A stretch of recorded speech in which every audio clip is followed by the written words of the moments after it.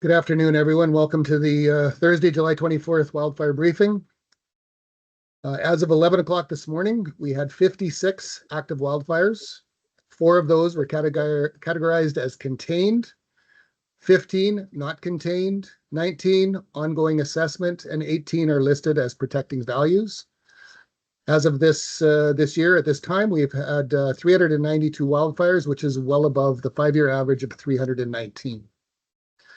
At this time, we have 7 communities that are on full evacuation order and another 4 that have evacuated P1s and P2s.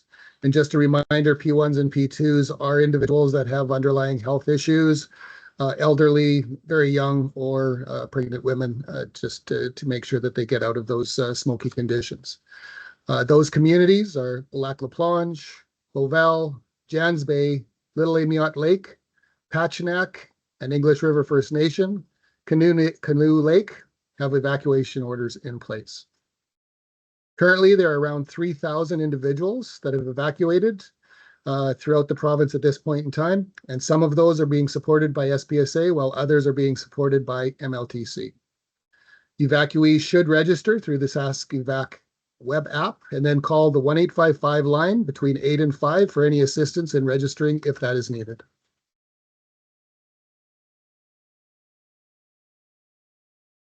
As we've said in the past, the SPSA will request resources from the federal government if needed to support the agency's efforts. Yesterday, Minister MacLeod sent a letter to the federal minister, Olszewski, requesting that support. The federal government will be providing Saskatchewan with additional Type 3 crews to work on the wildfires, as well as helicopters to support transport and transportation of personnel.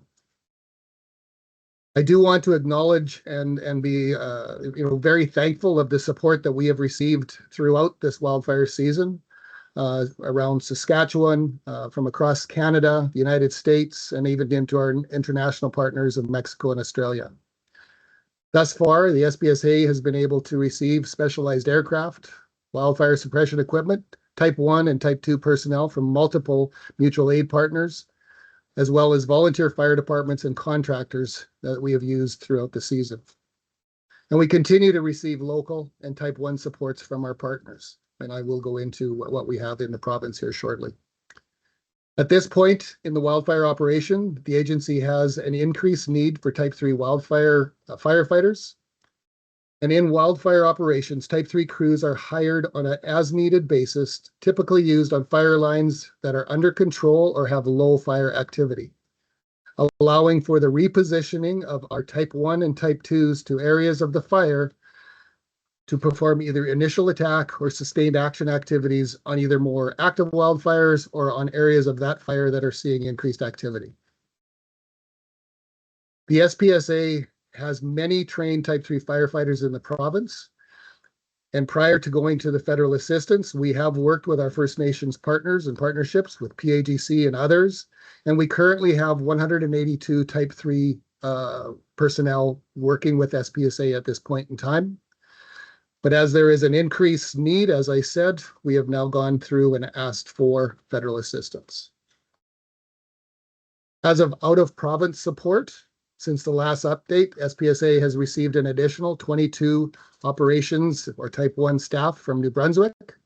That brings the external resources to 2 CL-415s from Quebec, 41 individuals from Mexico, 41 firefighters from Australia, 22 firefighters from Nova Scotia, 12 from Ontario in regards to an incident management team, and now 22 firefighters from New Brunswick. We also are expecting another 41 Type 1 firefighters from Quebec that should be arriving either later today or sometime tomorrow. So again, I would like to pass on my great appreciation and thanks to all those individuals that have supported the efforts in Saskatchewan, whether they are SPSA individuals, SPSA staff, support or frontline, our crews and our crew members that are coming from all across Canada to support us, as well as our compact partners throughout the United States and our international partners. In regards to the recovery efforts, the Community Resilience Center in Denair Beach was open again this week. And again, we have been reports that there were dozens of individuals that there to get information from a one-stop shop in regards to the efforts that are going on with Denair and the Recovery Task Team as they work to rebuild their community. We're all also at this point in time asking all PDAP applicants to get their application into PDAP, even if they're incomplete, as we work with them and the insurer, as well as the community ownership or the communities to move that PDAP application forward. And I guess with that, I will stop and turn it back to you, Kara, for questions. Thanks, Marlo. As I mentioned before, we are going to go to one question, and then if we have time afterwards, we'll go to follow-ups. So I will first go to Alec S. And if everyone could please identify yourself and what outlet you're from as well, please. For sure. This is Alec Salome with the Regina Leader Post. Marlo, can you tell a little bit about what was the sort of tipping factor in requesting assistance from the federal government? If you can be as specific as possible, that'd be appreciated.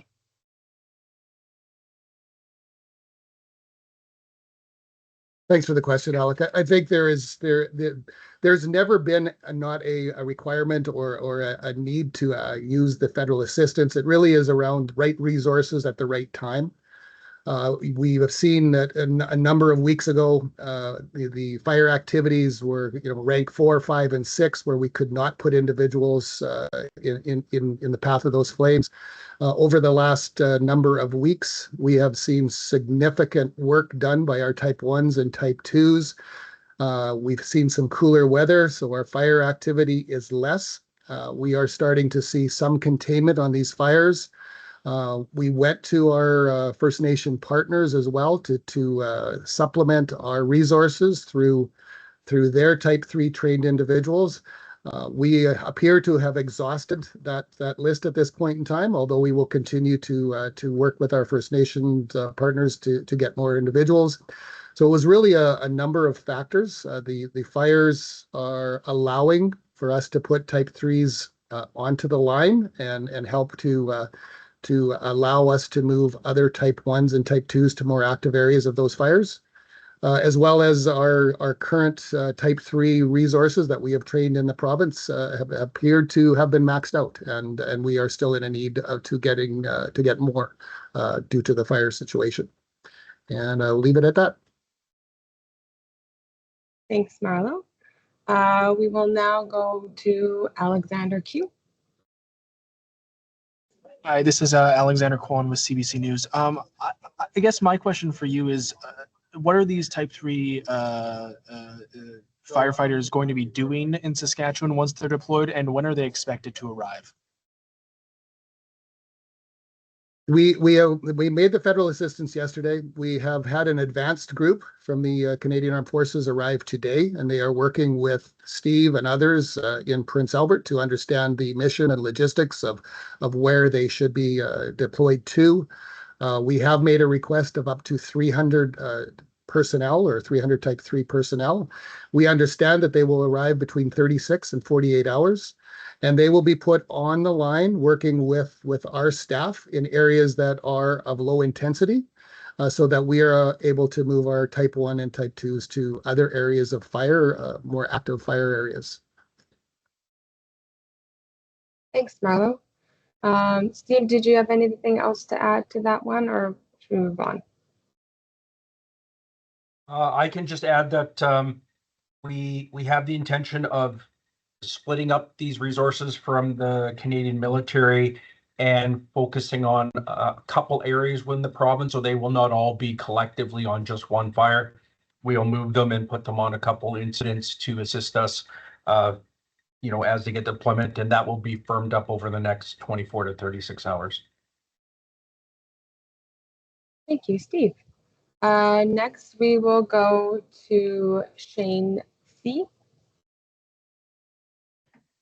Hi guys, Shane Clausing with the 650 CQM News here in Saskatoon. Just wondering, just from your guys' perspective, is there some disappointment that this call wasn't made sooner? I know there were calls earlier when the situation was really bad in June that some people were saying that the military should have been called in sooner. Is there any disappointment from you guys on that? And I guess too, was it possible to get that military assistance given everything that was going on across Canada with the wildfires and other parts of in other provinces? Thanks I'll for the just- question. Oh, sorry. That's okay. I'm just going to step in and remind everyone that we're going to do one question. We'll do follow-ups after. But Marla, if you want to respond to the question. First of all, you're asking me if I'm disappointed. Well, let's clarify that the decision to ask for federal assistance is an SPSA decision. The Sask party is not a operational decision maker, albeit that is some of the language that is out there. We have highly trained women and men that are trained in wildfire response. So that decision, again, going back to the right resources at the right time. So back in June, we know that we were having rank 4, rank 5, rank 6 fires, hot, dry, extremely windy conditions with fire spotting 500 meters and more ahead. So extremely volatile, erratic fire behavior. Type 3 firefighters, whether it was provincial type 3 firefighters or military type 3 firefighters, that was not the time to even consider putting those individuals anywhere near those fires. They do not have the level of training. We focus on safety of individuals.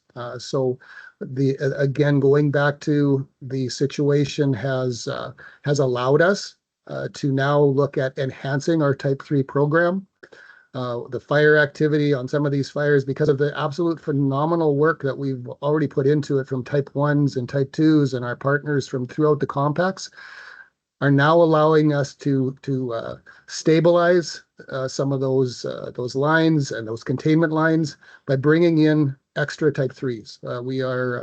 So it's not about timing should have been 7 weeks ago, because that was not the right time.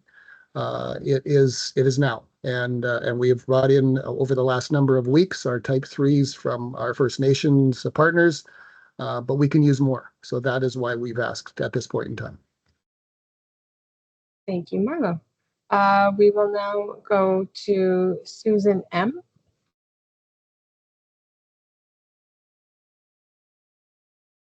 You can hear me probably. Yes. Okay. All right. I just have a very basic question. I was doing a rough add up and it looks like there's well over 1 million hectares of forest burning right now. Can you give me a more accurate number? Steve, I'll give you that. Sure. Currently in Saskatchewan, year-to-date number is approximately 1.8 million hectares so far. All of the active fire on the landscape right now, of course, is not burning. Typically, it's just the perimeters.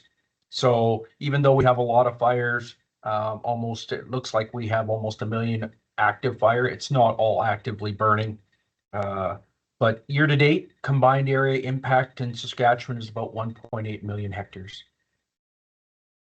Thank you, Steve. Jeff, is there questions in the chat? Yes, a question from Arjun of the Prince Albert Daily Herald.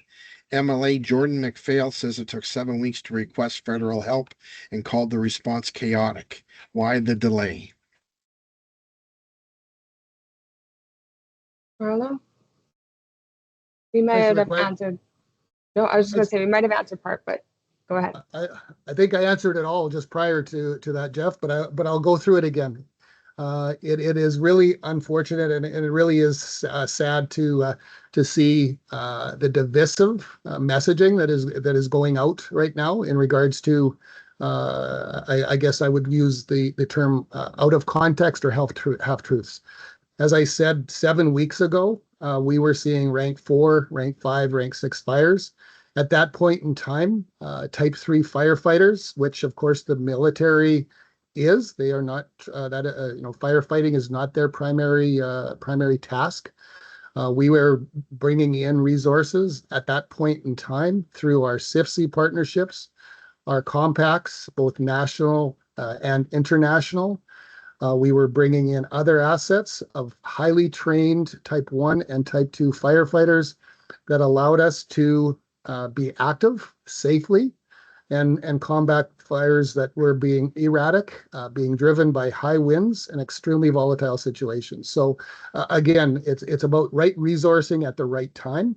And we have always been in contact with the federal government to understand capacity and need, but it really is about a situation that has now presented it to us in regards to being able to safely deploy further Type 3s on fires that are having some less activity that allows us to stabilize the containment of those fires. And that is why the time is right for us to ask for federal assistance at this point in time.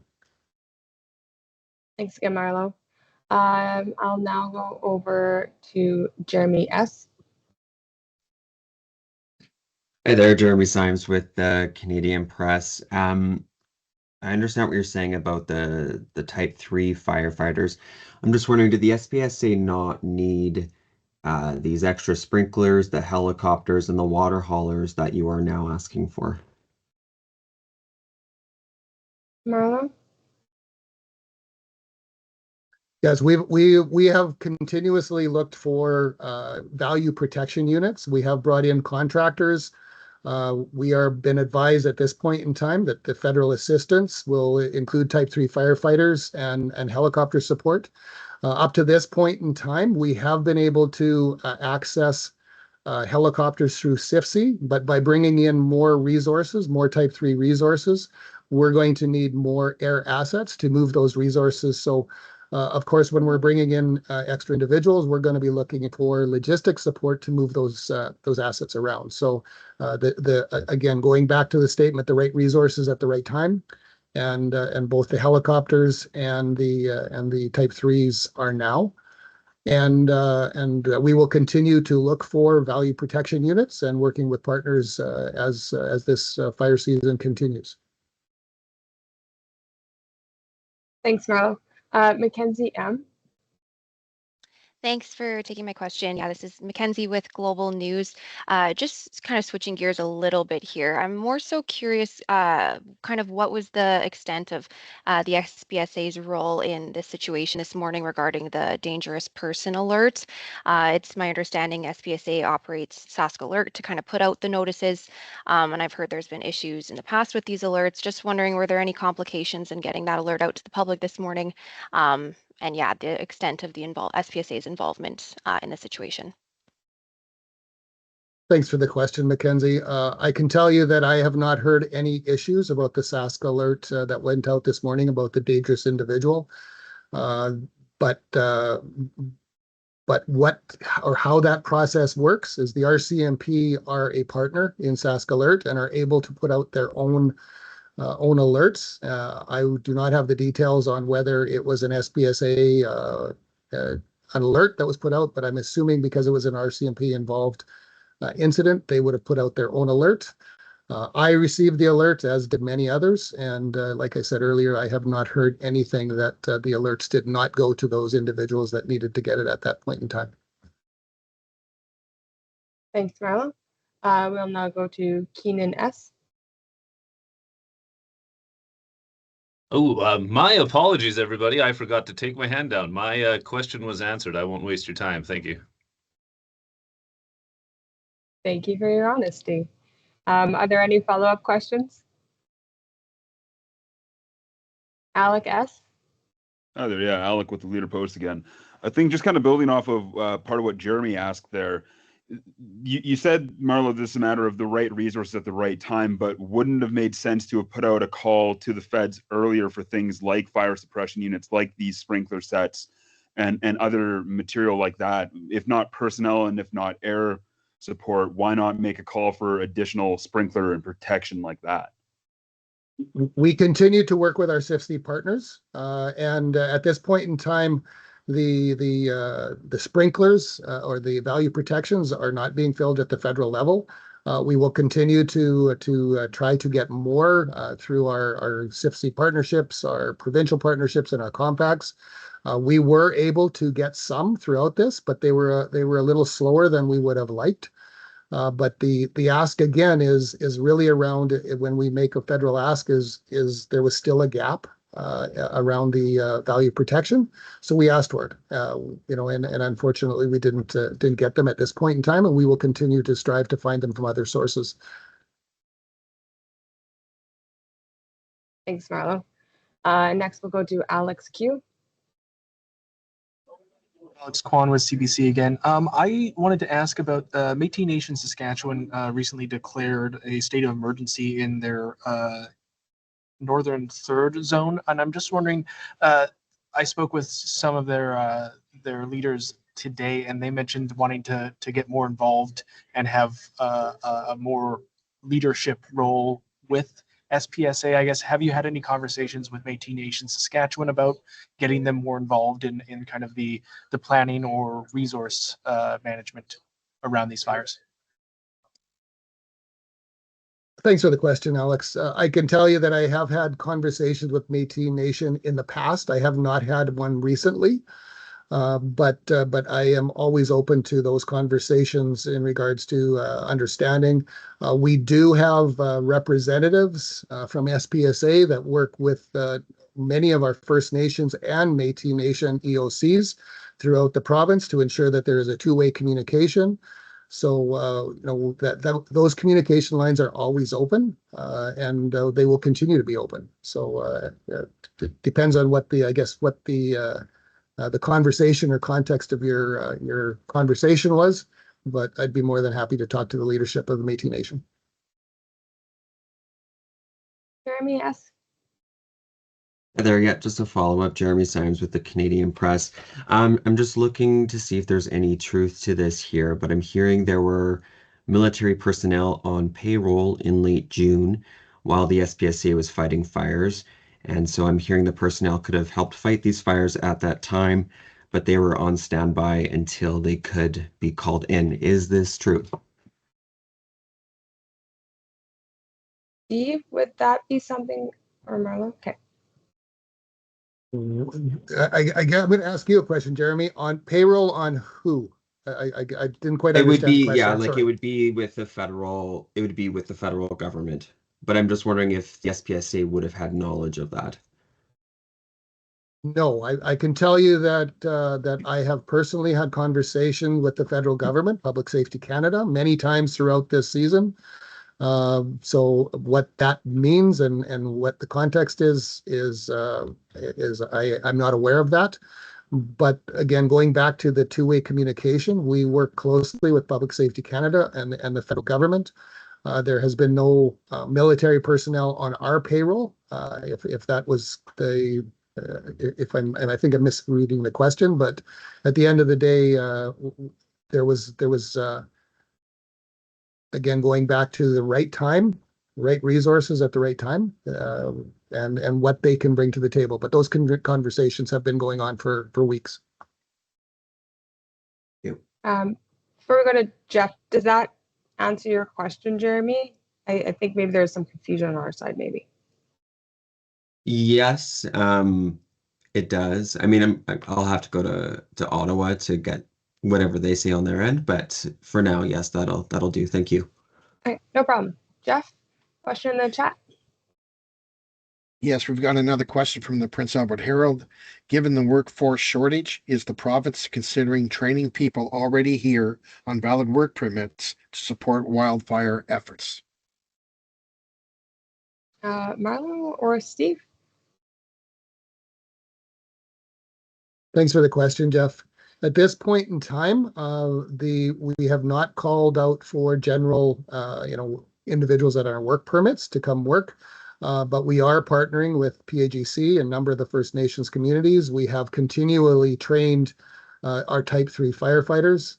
We go to our partners on the volunteer fire departments, and we use a number of, again, going back to this compact. So that is not something that is being currently considered. We are, looking for individuals that are trained at this point in time. and we will continue working with those partnerships moving forward. Next, we'll go to Alec S. Yeah, sorry. I just wanted to try and follow up on what you said with respect to those value protection kits, because from my read of the press release from yesterday, part of the request to the feds was value protection kits, water tenders, water haulers as well. So am I misunderstanding something here? You're saying that we're not getting this from the feds, or what exactly? I just don't understand what your answer was to my previous question. Absolutely, Alec. What I've been advised, and this may change, but at the earliest conversation, at this point in time, we are going to get air assets, which are the helicopters, and the Type 3 firefighters. Those are the resources that are coming from the feds. We did ask for water haulers and more value protection, but those are assets that can be often obtained through SPSA and through other provinces. So we will continue to work on those already established supply lines. But at this point in time, the federal assets that are coming are the Type 3 firefighters and helicopters. Thanks, Marlo. I apologize, Alex. Q, I think I accidentally skipped over you. Go ahead. Not a problem. I just wanted just a little bit of clarification. In terms of how many, I know that you've requested 300 Type 3 firefighters. How many are being sent? And you said 36 to 48 hours. Does that mean 36 to 48 hours after the request that they're expected to arrive, or within the 36 to 48 hours from now? Thanks for the question. Yes, we have made a request of 300 personnel, and as I understand, we will get 300 personnel. There will, of course, be a command group and support logistics group that will be made up of that 300. So I've been told that it'll be about 270 to 280 personnel that would be available to work as Type 3 firefighters. We have representatives from the Canadian Armed Forces that currently in Prince Albert doing an advanced group and doing an assessment of the mission, the locations, logistics that are required when they're moving individuals. So as of today, we've been advised that we would have further personnel, those 300 personnel, within the next 36 to 48 hours. So I expect that we will have those individuals on the ground in Saskatchewan on July 26th at some point in time. Thank you, Marlo. With that, we've hit 2 o'clock, so we have reached the end of our briefing. A reminder